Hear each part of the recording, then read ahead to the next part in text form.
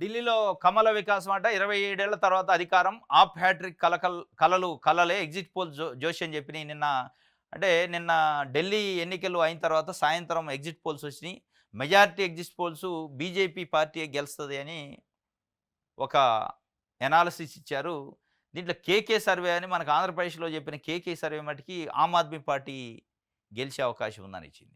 46 సీట్లు దాకా ఆమ్ ఆద్మీకి వస్తాయని ఇచ్చినట్టు. మిగతా మెజారిటీ ఈళ్ళైతే బీజేపీకి మార్జిన్ ఎక్కువగా ఉందని చెప్పి చెప్తుండ్రు.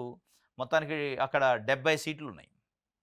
ఢిల్లీ అసెంబ్లీలో 70 ఎమ్మెల్యే సీట్లుంటే 2015లో జరిగిన ఎన్నికల్లో 67 సీట్లు ఆమ్ ఆద్మీ పార్టీ గెలిచింది. 3 సీట్లు మాత్రమే బీజేపీ గెలిచింది. 2020 ఎన్నికలకు వచ్చేటప్పటికి 62 సీట్లు ఆమ్ ఆద్మీ పార్టీ గెలిచింది. ఒక 8 సీట్లు బీజేపీ గెలిచింది. కాంగ్రెస్ 0 ఆ 2 టైంలో.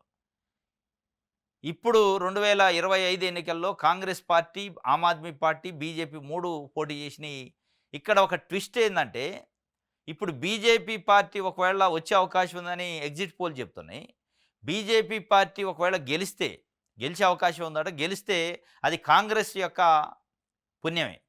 కాంగ్రెస్ పుణ్యం వల్లనే బీజేపీ గెలిచిందనుకోవాలి. ఎందుకు కాంగ్రెస్ పుణ్యం అంటే, కాంగ్రెస్ ఓట్ పర్సెంటేజ్ పెరిగింది.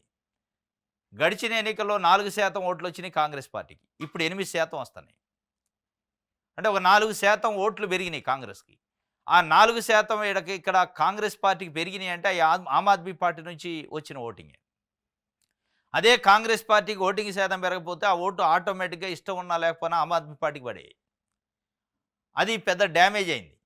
చాలా కాన్స్టిట్యుయెన్సీల్లో ఆమ్ ఆద్మీ పార్టీని డ్యామేజ్ చేసింది కాంగ్రెస్ పార్టీ. కాంగ్రెస్ పార్టీ ఆమ్ ఆద్మీ పార్టీని డ్యామేజ్ చేస్తే ఇంకొక వైపు కాంగ్రెస్ పార్టీ బీజేపీకి మేలు చేసినట్టయింది. ఆమ్ ఆద్మీ పార్టీ, బీజేపీ కలిసి గిట్లా పోటీ చేసి ఉంటే ఆమ్ ఆద్మీ పార్టీ, కాంగ్రెస్ పార్టీ కలిసి గిట్లా పోటీ చేసి ఉన్నట్టయితే ఆ ఈక్వేషన్స్ వేరే ఉండేవి. ఇప్పుడు పెద్ద ఎత్తున చర్చ, రాజకీయ విశ్లేషకులు మాట్లాడేది కాంగ్రెస్ పార్టీయే ఇవాళ ఢిల్లీలో బీజేపీని కూర్చోబెడుతుంది అనేది అనిపిస్తుంది. అంటే వాళ్ళు ప్రత్యక్షంగా పైన పరోక్షంగా వాళ్ళ రాజకీయ వ్యూహంలో ఫెయిల్ అయ్యారు. దీని ఎఫెక్ట్ ఏముంటది? బీజేపీ పార్టీని మనం మేలు చేసినట్టు అయిద్ది కాబట్టి అరవింద్ కేజ్రీవాల్ మేలు అయితరా, మనం అయితరా పక్కన పెట్టుకుంటే వాళ్ళతోని కలిసి ఉంటే ఇవాళ దేశ రాజకీయాల్లో ఒక మలుపు తిరిగేది. ఆ లాజిక్ మర్చిపోయింది కాంగ్రెస్ పార్టీ.